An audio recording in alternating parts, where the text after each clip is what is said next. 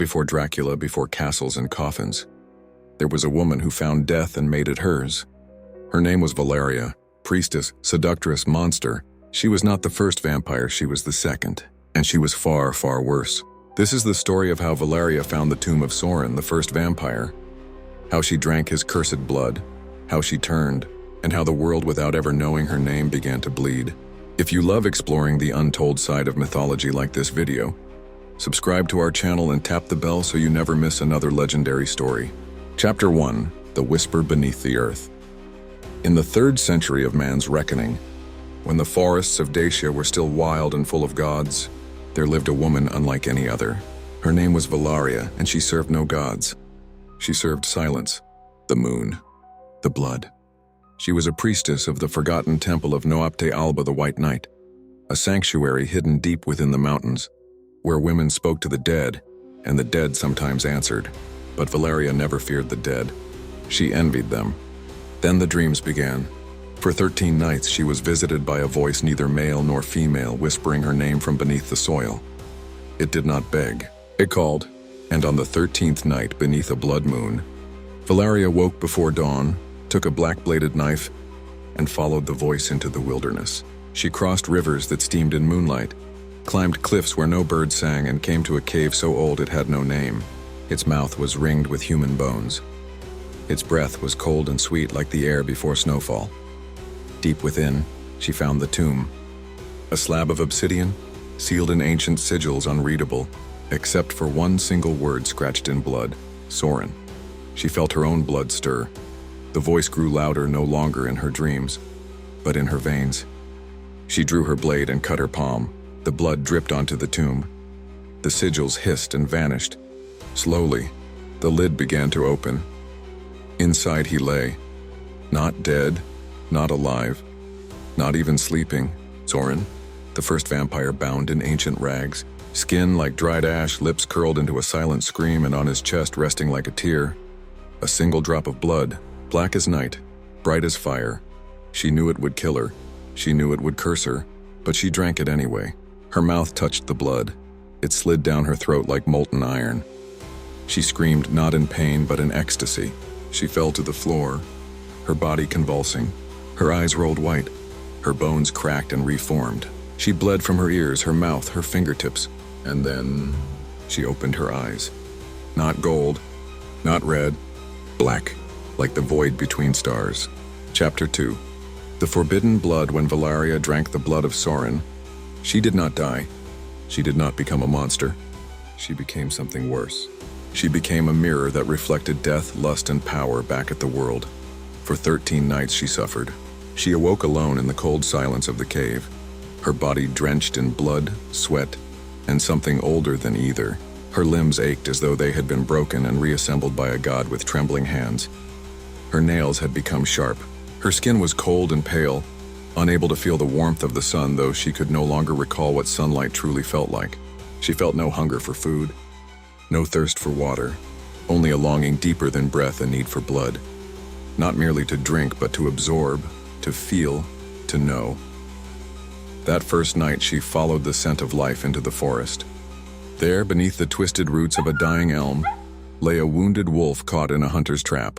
The beast growled weakly, more in fear than defiance. Velaria knelt beside it. Her fingers brushed its trembling fur. She whispered, "Please forgive me." She bit, but she did not drink. Instead, the blood seeped through her fingertips, slid beneath her skin, and wrote a song in her mind.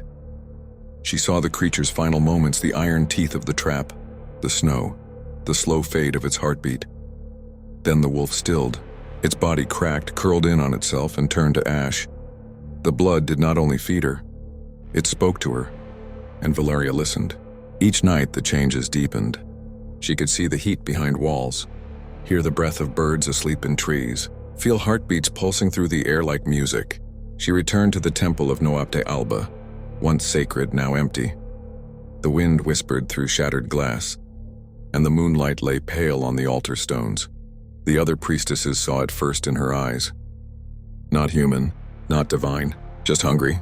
The High Oracle welcomed her with trembling hands, mistaking her silence for reverence. Velaria smiled softly, leaned forward, and kissed her lips. Then she drained her dry. The temple fell in one night.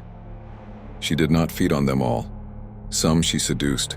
Some she promised eternal life. Some she allowed to scream. Most died. A few changed. The walls were covered in symbols written in blood. The altar stone cracked down the center. Candles lit themselves and never went out. Velaria built a throne of white bone and sat in silence for days.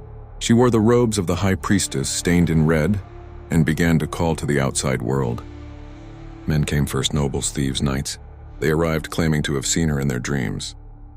They spoke her name with reverence as if it burned the tongue. They walked for days, some weeks, through wild terrain to reach her temple. All for a single night with the lady in red. None returned. They said she did not kill with fangs. She killed with a kiss. They said her voice could bend the will, that her eyes showed you the death you deserved. Some died smiling, others died in silence. One knight returned years later.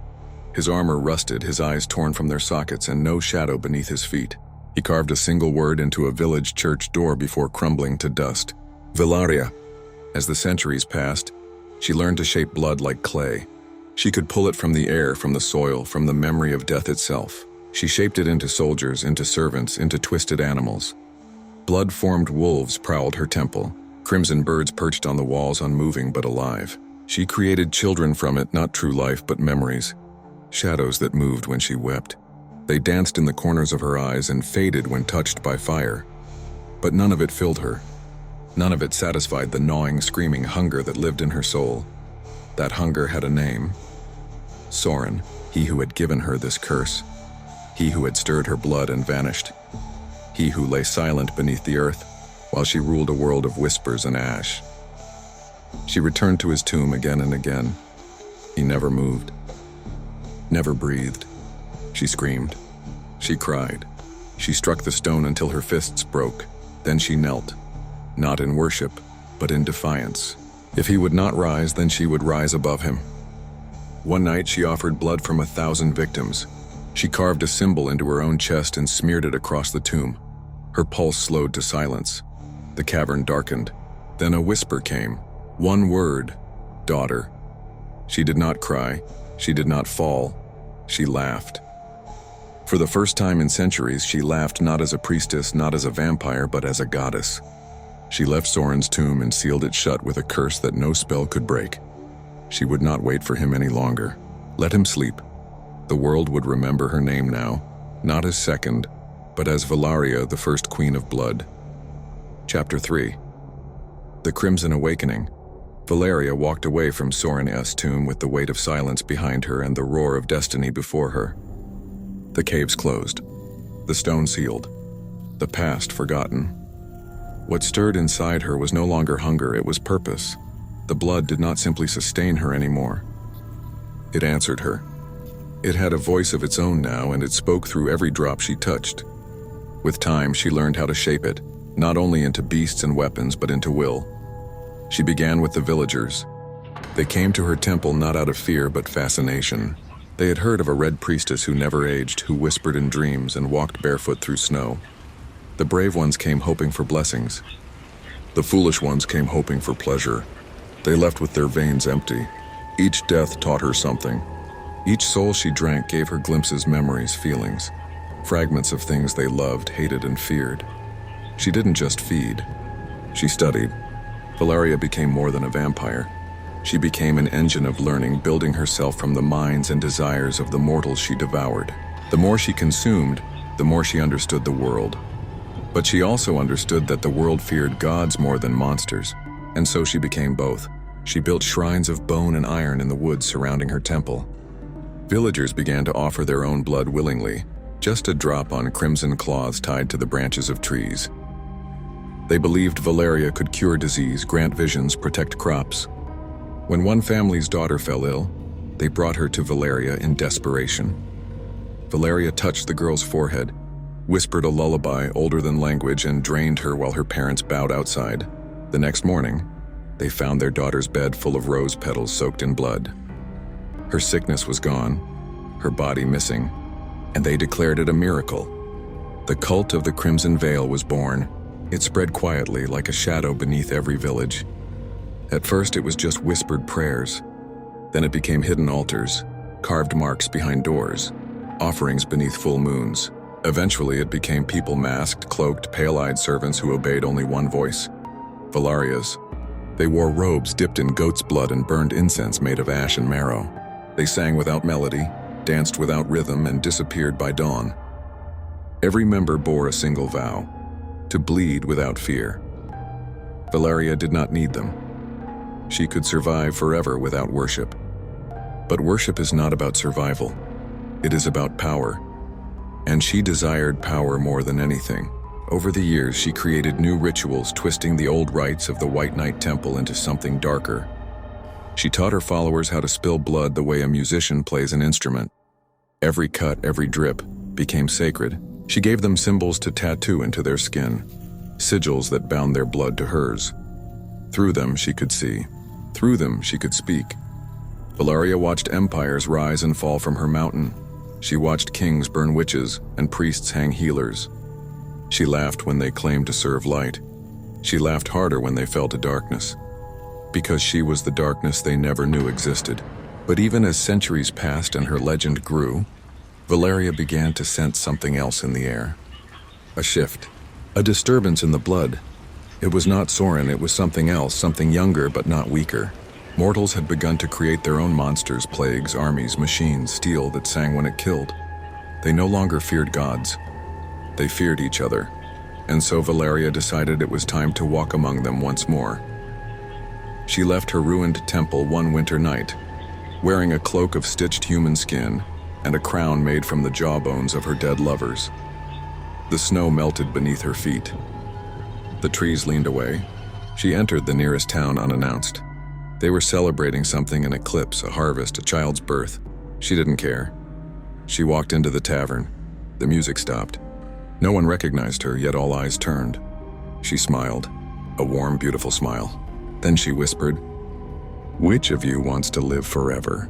No one answered, but one man stood and approached. He was young, strong, foolish. He kissed her hand. She kissed his lips and drained him where he stood. She left the others alive, not out of mercy but calculation. They would speak of her. They would carry her story farther than she could fly. And they did. By the next month, entire towns had emptied into the woods looking for her. Some brought gifts, others brought weapons. All of them bled. She returned to her temple, now buried beneath layers of forest, and raised it again from the earth with blood-soaked roots. It had teeth now, this temple, and it was hungry too. Inside, she lay in a red pool and dreamt of fire. She dreamt of a world burning at her feet. She saw cities collapsing into rivers of blood. She saw her cult dancing through flames, masked and chanting as towers crumbled behind them. And above it all, she stood alone, not as a bride, not as a daughter, not as the second, but as the beginning of a new race, one born not from darkness, but from Velaria. The Crimson Awakening had begun. Chapter 4. The cult of the Crimson Veil. Velaria no longer needed to chase death. It came to her willingly. By the time 100 years had passed since she rose from Sorin's blood, the cult of the Crimson Veil had spread across mountains, rivers, and kingdoms. No one knew who started it. No one claimed to be its leader. But everywhere it went, one name returned like a heartbeat beneath the soil: Velaria. The cult began in whispers and shadows. The faithful met in caves, under ruined bridges, or inside long-abandoned crypts. At first, they shared blood in silence. Tiny cups passed hand to hand, mixed with herbs, ashes, or wine. Then they marked their bodies with thorns, with broken glass, with knives carved from bone. The deeper they cut, the closer they claimed to feel to her. To Velaria, it was not faith. It was proof that mortals would bleed for beauty, especially when that beauty promised eternity. She watched from the woods, from mountaintops, from behind veils of fog. She never spoke to them directly, not yet. They had to earn her voice. She gave them dreams. Not visions of paradise, but nightmares of ecstasy. Drowning in warm blood, kissing statues that wept red, giving birth to creatures made of smoke and teeth. They would wake screaming and trembling and beg for more. Each dream left a mark, a new urge, a new purpose. They began to build for her. Shrines of flesh and bark, towers of bone. Thrones draped in crimson cloth, always left empty, waiting. Temples with windows shaped like open mouths. Candles made of human fat. Bells that rang not with iron, but with cracked jawbones tied to rope. Valaria's symbols appeared everywhere. A red eye drawn with a single streak of blood, a woman with no face, arms spread in offering. A heart split into 3 pieces, one burning, one dripping, one hollow. Anyone who destroyed these images would fall ill within days. They would bleed from the eyes, they would beg to be forgiven. They would dream of Valeria's open mouth and then die with their teeth missing.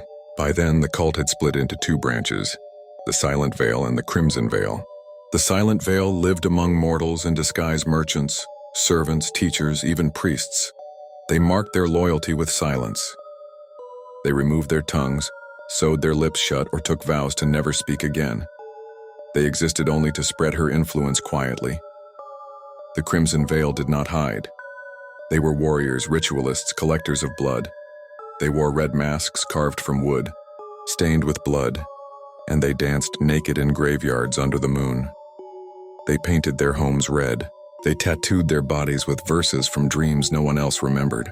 They kidnapped nobles and branded their hearts before sacrificing them in rituals too ancient to name. When rulers tried to destroy the cult, their armies vanished into the woods. When priests tried to condemn her, their churches burned in silence, their stones soaked red without flames. Velaria did not need to kill her enemies. She only needed them to bleed. She turned her attention toward power, not in the mortal sense, not thrones or crowns, but power of blood, of memory, of legacy. She created the Crimson Library. It was not built in stone or parchment, but in people. Each chosen cultist was given a vial of sacred blood. Drinking it once gave them access to a single memory, a vision of Valeria's life, one specific moment encoded in the blood itself. To collect more memories, they had to offer something in return: their voice, a limb, their firstborn child, or their sanity. The most devout lost their minds gladly. Some would stand for hours in the woods, whispering half-phrases from Valeria's past. Others cut symbols into trees until the bark bled. One woman sewed her own skin into scrolls, claiming the blood wrote scripture for her. The Crimson Library spread like fungus, rooted in minds, memories, and madness. No kingdom could burn it, no scholar could translate it.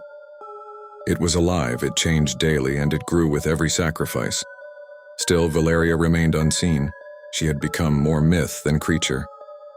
A name uttered by firelight. A promise spoken before lovers slipped into death together. A shadow that kissed the neck but never pierced. Until the boy arrived. He was no older than 20, pale, starved, wrapped in tattered red. His eyes were clouded, his lips cracked, but his voice was calm. He walked into the ruins of a monastery where her cult was performing a midnight rite. They circled a massive heart carved from wax and blood, chanting until it pulsed. The boy stepped through them as if they were mist. He climbed the altar and touched the heart. It stopped beating. When the cult tried to seize him, he spoke a single word: "Daughter." The word rippled like thunder through their bodies. Dozens dropped to their knees. Others clawed at their own faces. A few burst into flames, smiling as they died. The boy collapsed. His blood formed the shape of Valeria's sigil. She appeared that night not in flesh but in dream, to every cultist across every land. Velaria spoke once. "You serve me with knives and kisses, but none of you know who I am." She paused. "Now you will." And she opened the earth beneath them. Those who survived the vision were changed. They began to speak in tongues. They saw each other's dreams. They could draw blood with a glance. They walked through fire without burning. They wept tears that healed others. They called it the Crimson Blessing. But Velaria knew the truth. It was not a blessing, it was preparation. A final reshaping of her chosen children before the flood of death she would bring. The world had worshipped her long enough. Now it would obey. Chapter 5. The queen in Red Velaria stood atop the mountain where her temple once bled into the earth. The trees below bowed to her presence, their leaves blackened by centuries of silent worship. The sky, choked with red clouds, mirrored the hunger rising in her veins. She was no longer a myth, she was a force. Across the lands, her name had become a lullaby for killers and a curse for the dying. Kings who spoke it vanished in their sleep. Mothers whispered it into their children's ears before placing knives beneath their pillows. The cult of the Crimson Veil had become an invisible kingdom. No borders, no capital, only loyalty sealed in blood. And Velaria ruled it without ever sitting on a throne. Until the hunter arrived. He came not from fear but from pride. A man clothed in ash-gray armor, bearing the crest of a house long thought extinct, the emblem of a wolf impaled on a silver spear. He did not sneak into her domain. He entered through the front, walking barefoot down the crimson path her followers had carved into the hills. He carried no sword, only a small silver vial dangling from his belt. Velaria watched him approach from the temple steps. She felt it immediately, a pulse within his blood, a rhythm she hadn't heard in centuries. Sorin, the blood in the boy's veins sang of the old world. It whispered of shadows that once spoke, of tombs sealed in fire and silence. He was not Sorin's son. Sorin had never bred, but the blood had survived, passed like a virus through forgotten lines, hiding in flesh, waiting to be found, and now it stood before her, breathing. The hunter met her gaze without trembling. "I've come to end you," he said. Velaria tilted her head, smiling. "Then why do you look so much like me?" He said nothing. She stepped forward. Her bare feet left prints in the stone prints that steamed and pulsed. Her dress trailed behind her like a wound still bleeding. "You carry his blood," she said, circling him. "But you carry it like a burden. I carry it like a gift." He reached for the silver vial, uncorked it. Inside was fire. Sacred blood mixed with ash, the only substance known to destroy creatures like her. Velaria didn't flinch. "Do you think you're the first?" she whispered. "The first to crawl out of Sorin's shadow and raise your hand against me?" She touched his face. He didn't resist. "Do you know how many I've buried? How many I've turned? How many begged me to end their misery after tasting eternity?" The hunter's hand trembled. Velaria leaned in, lips near his ear. "You are not my enemy, little heir. You are my inheritance." Then she kissed him. Not for seduction, not for pleasure, for war. Her kiss drained his strength, his memories, his hope. She tasted Sorin's silence in his blood, that same empty nobility, that same cold cruelty. She drank until he fell to his knees. Then she stopped. She would not kill him. He would become her first knight. He collapsed, coughing blood onto her feet. You're not like him," he whispered. "No," Velaria said. "He created death, I create devotion." She turned from him as her followers emerged from the woods, cloaked in red, faces masked, chanting without voices. Velaria ascended the temple steps. She raised her arms, and the sky obeyed. The clouds above split open, revealing a blood-red moon that had not risen in 1,000 years. The wind carried the screams of kingdoms falling. Fire bloomed in cities far beyond the horizon. Her cult fell to their knees. The hunter, too weak to stand, could only watch as Velaria stood at the heart of her empire. Her eyes black with hunger, her smile the shape of a wound. "I am not a bride," she said. "I am not a shadow. I am not the second." She turned to her people. "I am your beginning." They wept. They tore their skin. They raised blood-stained hands to the sky. And the world, which had long forgotten how to fear gods, remembered that some gods do not wait to be worshipped. They come to collect. Velaria descended the temple steps, her crown of thorns glowing red, her footsteps echoed by thunder from beneath the earth. The queen in red had risen, not to rule, but to conquer. Chapter 6. Sorin wakes deep beneath the earth, where light had never touched a stone. A heartbeat echoed. Not fast, not weak, just steady. It had not sounded in centuries, not since the day Velaria drank from him, not since the moment the world began to bend to her will. Sorin had slept through empires, through floods, fires, plagues, and peace. He had no dreams, no memories, just the cold stillness of eternity. But now something stirred, a taste in the blood above. Familiar, foul, beautiful her, Valeria's power had become too loud, too vast. Her rituals sent tremors through time itself. And Sorin, who had made silence his sanctuary, could feel her reaching through the centuries. She was not calling him. She was daring him. The earth cracked around his tomb. Not from rage, from awakening. Stone crumbled like ash as he opened his eyes, black as death. Ancient as the first scream ever uttered by mankind. Sorin rose, wrapped in nothing but the dust of his own legend. He moved slowly, not from weakness, from purpose. Every step forward meant death for something else. Above him, the world had changed. His name was forgotten, replaced by hers. Velaria, the queen in red, the blood saint, the mouth of the moon. He smiled. She had learned well, but she had also forgotten what it meant to be the first. Sorin did not rule with seduction.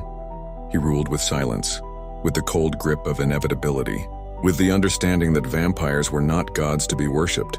They were weapons, curses, answers to questions no mortal should ever ask. He walked through the tunnels, listening. Valaria's children sang to her in sleep. They built temples on graves. They carried knives in their prayers. They believed they were safe. They believed Sorin was gone, but they had made one mistake. They let her blood touch the earth. And where her blood ran, Sorin's shadow followed. He emerged from the mouth of a dead mountain as night fell. The air tasted of fire and worship. He saw her sigils etched into trees, her name carved into bone, her symbols floating in the eyes of those she had touched. He saw fear not of him, but of her, and that made him pause. She had become more than a vampire. She had become an idea. Ideas cannot be killed, but they can be broken. Sorin stepped into the world as a phantom, unseen, unheard. He watched her cult gather beneath the red moon, watched them chant her name until their lungs collapsed, watched the hunter the boy with his blood kneel before her in chains. He felt no pity, only understanding. The same hunger that once lived in him now ruled her. She had taken what he buried. She had built something monstrous, and yet she had also awakened him. Velaria had not destroyed his legacy. She had become it. Sorin closed his eyes. The wind around him turned to ice, the sky darkened. The blood in her followers' veins began to chill. Some looked to the heavens, others to the shadows. None knew why they were afraid, but they all felt it. Something older than Velaria. Something older than worship. A silence that did not ask for loyalty. It demanded surrender. And from the darkness, Sorin whispered one word. Her name. Velaria.